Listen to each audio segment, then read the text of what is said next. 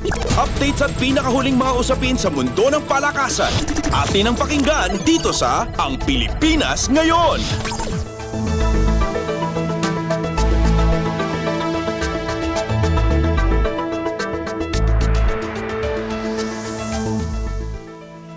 Magandang araw. Narito na po ang Sports Balita. Naiwasan ng University of the Philippines Fighting Maroons ang posibleng pagkagiba sa huling quarter kung saan nila nalusutan ang De La Salle University sa Season 86 Men's Basketball Tournament. Nakatulong ang clutch jumper ni Jerry Abadiano para malusutan ng Fighting Maroons ang Green Archers sa bisa ng 67-64 panalo sa larong ginanap sa Mall of Asia Arena. Napanatili ng UP ang kanilang imakuladang record na 6-0 sa torneo, habang ang Lasal na naglaro nang wala ang kanilang veteran guard na si Evan Nell ay bumagsak sa 3-3 baraha katabla ang Ateneo Blue Eagles at ng Adamson Soaring Falcons.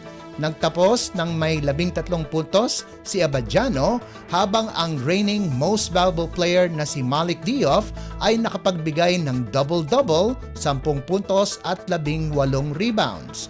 Nanguna naman sa panig ng Lasal si Mike Phillips na may 15 puntos, 14 na rebounds at 3 blocks, habang nag-ambag si Kevin Kembao ng 14 na puntos at 7 rebounds. Sa isa pang laro, pinagpatuloy ng National University Bulldogs ang kanilang winning streak kung saan pinatumba nila ang University of the East sa score na 68-49. Naging solido ang kapit ng Bulldogs sa second place sa standings na may 5-1 record, habang bumagsak sa 2-4 ang baraha ng UE. Nanguna naman para sa Bulldogs sina Omar Jan at Jake Figueroa na kapwa nakakuha ng double-double na 12 puntos at 10 boards bawat isa. Updates at pinakahuling mga usapin sa mundo ng palakasan.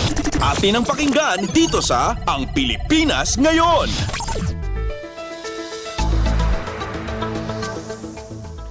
Nakakuha din ng panalo ang Colegio de San Juan de Letran sa pagpapatuloy ng NCAA Season 99 Men's Basketball Tournament.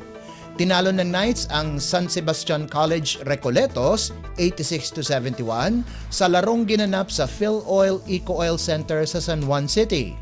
Naging balanse ang atake ng Letran sa pangunguna ni Deo Quahao na nakagawa ng 14 na puntos, 5 rebounds at 4 na assist, 1 steal at 1 block, at nakakuha ito ng tulong mula kina Neil Guarino at Kobe Monhe na kapwa nakascore ng 13 puntos bawat isa.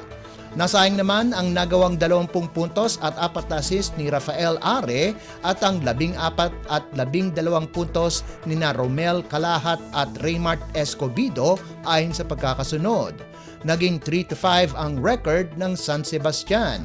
Sunod na mga kalaban ng Knights ang Colegio de San Juan o College of St. Benilde itong darating na linggo, habang magtatapat ang Golden Stags laban sa San Beda University sa Biyernes na gaganapin sa parehong venue sa San Juan Arena. Updates at pinakahuling mga usapin sa mundo ng palakasan. Atin ang pakinggan dito sa Ang Pilipinas Ngayon.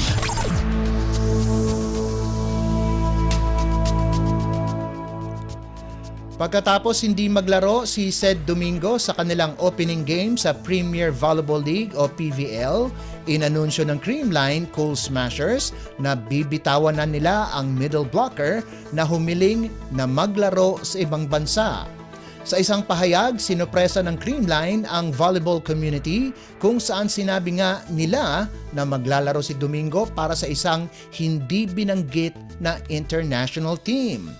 Inamin naman ng koponan na malaking epekto ang pagkawala ni Domingo sa kanilang kampanya sa PVL, subalit pinarating nila ang kanilang suporta para makuha ng mga players ang kanilang pang-sariling pangarap.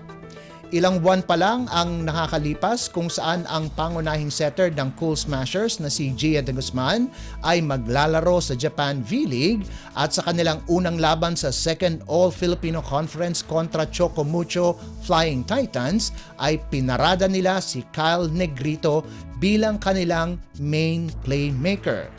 Wala pang detalye kung saan maglalaro si Domingo at kung hindi na nga siya makakapaglaro para sa Cool Smashers sa buong panahon ng All-Filipino Conference.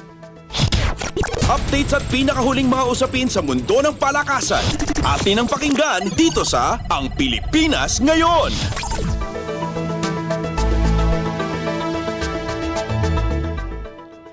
At yan ang pinakahuling balita sa larangan ng palakasan. Para sa Radyo Pilipinas World Service, ito po si Leo Magpayo. Magandang araw. Updates at pinakahuling mga usapin sa mundo ng palakasan. Atin ang pakinggan dito sa Ang Pilipinas Ngayon.